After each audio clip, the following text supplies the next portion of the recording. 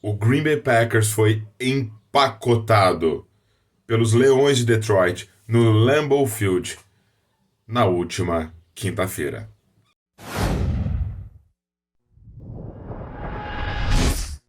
Queijas e queijos, bem-vindos ao grande show. Este é mais um conteúdo aqui do canal do Cheeseheads Brasil.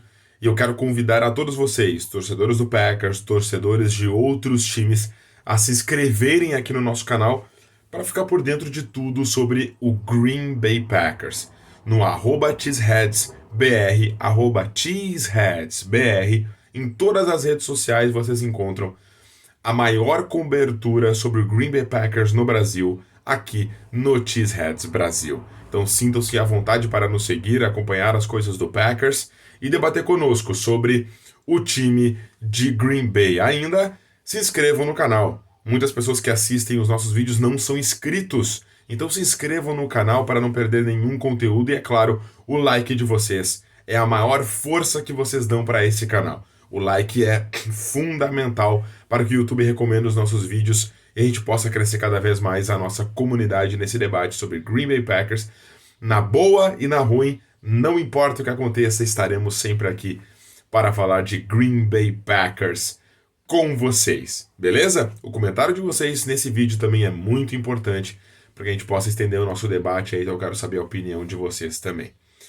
Bom, a gente vai começar aqui também com maior frequência fazer vídeos como esse, vídeos por trás dos números, entre os números, o que nos dizem as estatísticas, falando sobre o jogo da semana do Green Bay Packers. Bom, estatísticas não dizem tudo, mas elas dão um direcionamento, elas dão um norte por onde a gente pode analisar o que aconteceu no jogo. E de fato, o título desse vídeo, a headline desse conteúdo, traduz exatamente o que aconteceu na última semana, na última quinta-feira no Lambeau Field. Primeiro que os torcedores do Green Bay Packers, que participou do Golden Package, né? O Gold Package é um grupo de torcedores que não se localizam em Green Bay, mas que detêm season tickets, então eles têm direito de ter exclusividade em alguns jogos, já que tu mora longe de Green Bay e adquiriu esse season ticket até 2000 e pouquinho ali, tem o direito de exclusividade de alguns jogos. Então, ou seja, o Packers ele meio que agradece a esses torcedores que viraram torcedores de season tickets e que moram longe de Green Bay e dão a eles a preferência também. Em alguns jogos eles acabam então vendendo a maioria desses ingressos para outros torcedores, foi o caso. O Packers teve um Lambeau Field tomado de torcedor do Lions, particularmente. Eu nunca vi o Lambeau Field tão tomado por torcida adversária como nessa última semana. O Packers tem uma torcida extremamente fiel, extremamente próxima e que vive o time, mas não é uma das torcidas mais fanáticas no sentido de enfim, fazer barulho e fazer pressão, enfim. O Lambeau Field sim tem a sua força, mas o Packers tem uma torcida extremamente fiel, uma torcida muito, muito grande e fiel, mas não é uma torcida tão barulhenta, tanto literalmente no estádio, quanto no sentido de abraçar o time em todas as ocasiões, como a torcida do Bills, por exemplo, do Steelers, por exemplo, enfim, do Eagles, enfim. Mas acabou que aconteceu isso. Bom, esse jogo aí nos deu alguns números, alguns insights.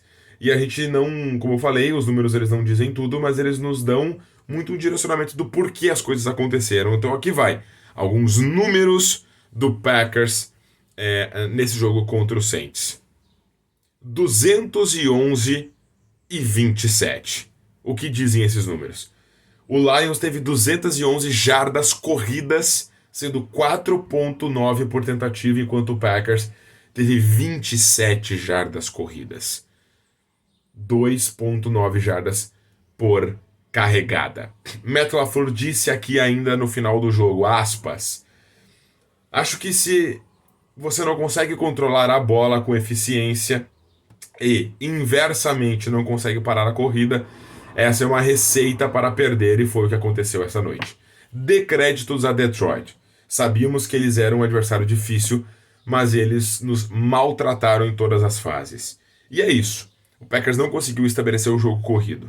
Mais um jogo muito abaixo do A.J. Dillon, que ele tem uma característica física que nos dá a entender um running back forte, um running back que consegue jardas após o contato, mas não é isso que a gente observa. Não é isso que a gente consegue ver dele. Né? A gente vê um running back que não consegue sair da primeira leitura do linebacker, não consegue ler direito os gaps dos conceitos, especialmente internos, quando o Packers chama essas inside zones, ele não consegue raciocinar rapidamente qual é a melhor opção de gap de corrida que ele tem que seguir e não consegue realmente alavancar, não consegue ser um running back número 2 para segurar as pontas enquanto o running back número 1 está fora, o caso do Aaron Jones, que voltou de lesão nesse jogo e teve a sua primeira carregada aos 13 minutos do segundo quarto. Né? E o Jones tocou na bola aqui 5, 6 vezes durante o jogo. Então também fica o questionamento. Ele estava 100% para voltar? Ele estava... ele não estava pronto bastante para voltar ao ponto de correr somente 5 vezes com a bola? Então talvez não devesse nem ser interessante levá-lo para o jogo. Né? O Packers, então, correndo apenas 27%, é muito difícil de vencer na NFL.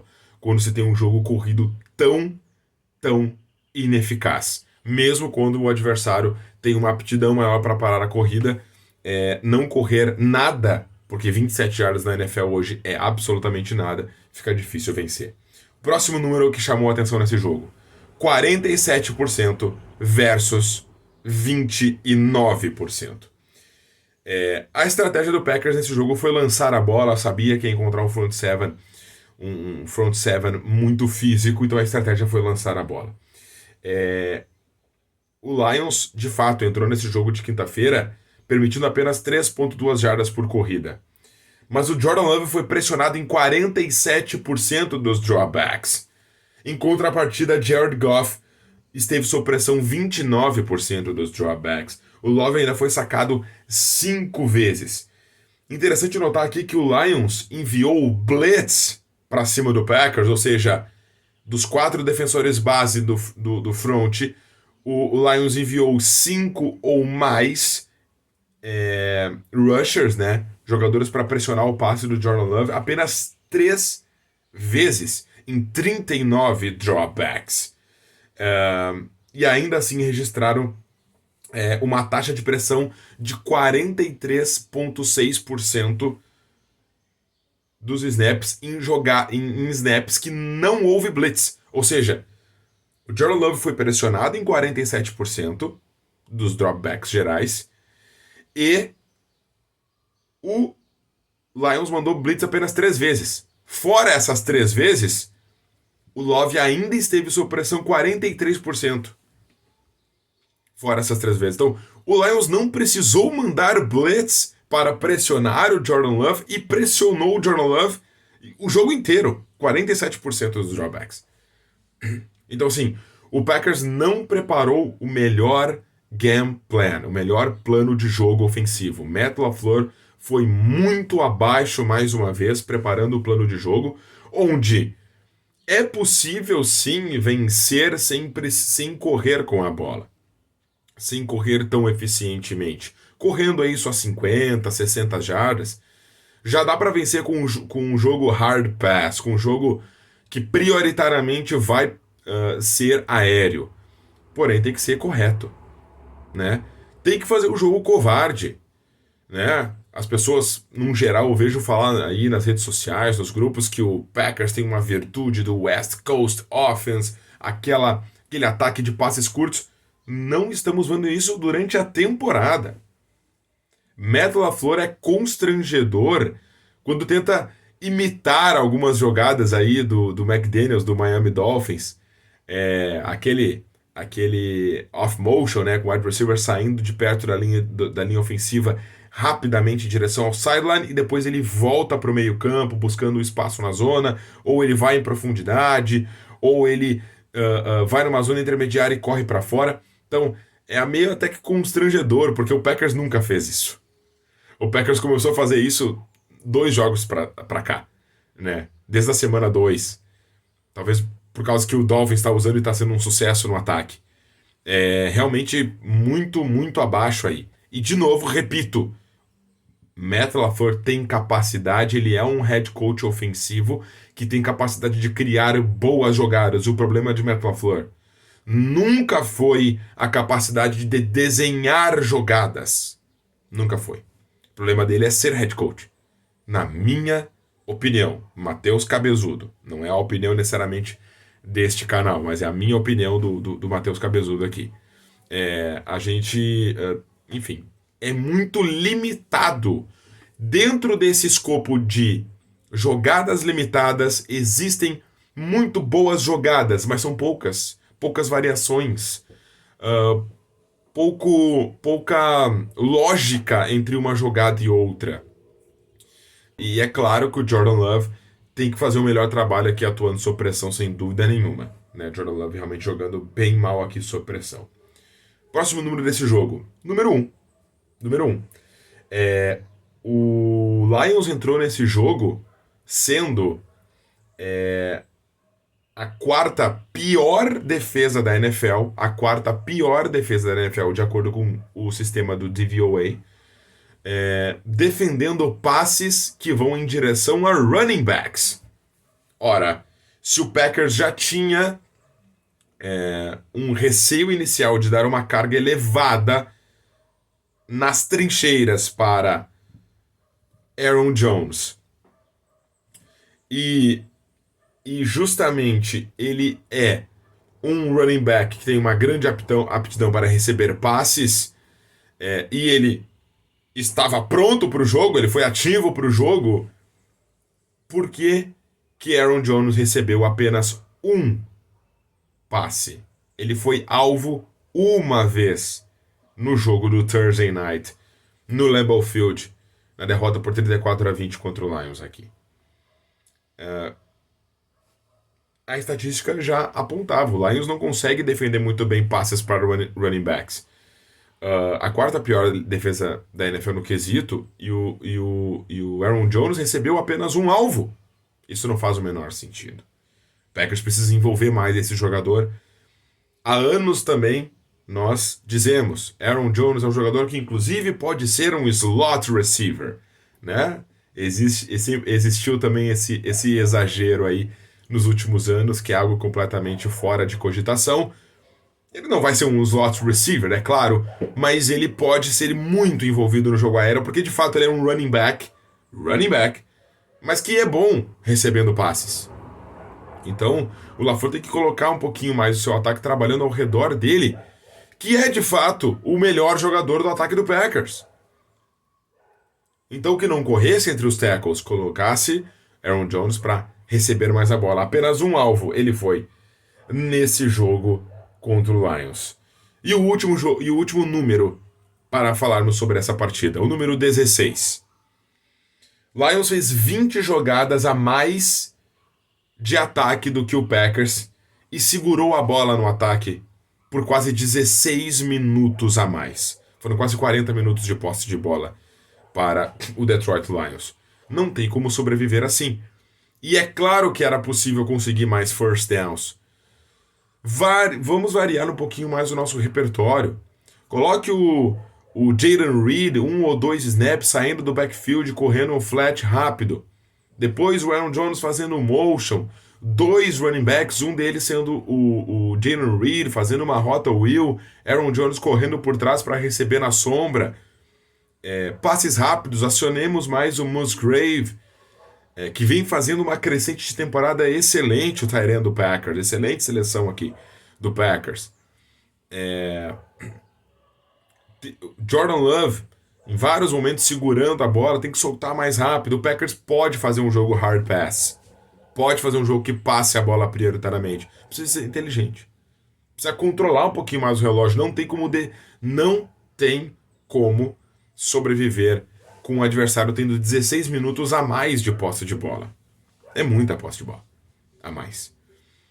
Então, assim, o Packers precisa definitivamente melhorar no seu ataque, na sua defesa. Matt LaFleur bastante impaciente.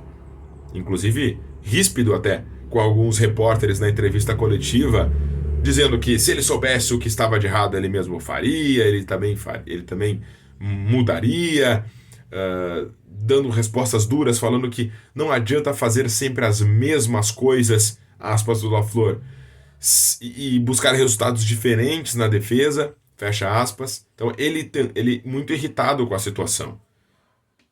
O Packers poderia buscar mudar agora, dar oportunidade para ter tempo aí de preparar um novo coordenador aí para o restante da temporada. O Packers vai jogar um jogo nos próximos 10 dias agora, vai ter a bye week na sequência do Monday Night Football contra o Rams, transmissão inclusive aqui do canal do Cheeseheads Brasil. Então o Packers, nesses números contra o Lions, realmente não foi nada bem. Números que preocuparam nessa partida. Se vocês gostaram desse quadro, o jogo por trás dos números, deixa aqui nos comentários, deixa o seu like, que a gente pode fazer sempre assim também. Fora os vídeos de notícias do Packers durante a semana, que a gente posta aí, 2 vídeos sempre trazendo as principais notícias do Packers, podemos fazer sempre esse adicional aí, o jogo por trás dos números. Beleza? Dá os créditos aí também pro scout do site Packers Wire, que proporciona um trabalho incrível aí também cobrindo o Green Bay Packers e faz um scout como esse que nós trouxemos aqui para vocês e damos oportunidade dos torcedores do Packers aqui no Brasil de ter acesso também a esses números, enfim, esse scout detalhado que foi capturado aí pelo site do Packers Wire, beleza? Dados os créditos então e agradecimento a vocês que estão sempre aqui pela audiência, muito obrigado pela parceria, se inscreva no canal, deixe seu like e a gente se fala muito em breve aqui no Cheeseheads Brasil, beleza? Abraço a todos e como sempre, Go Pack, Go!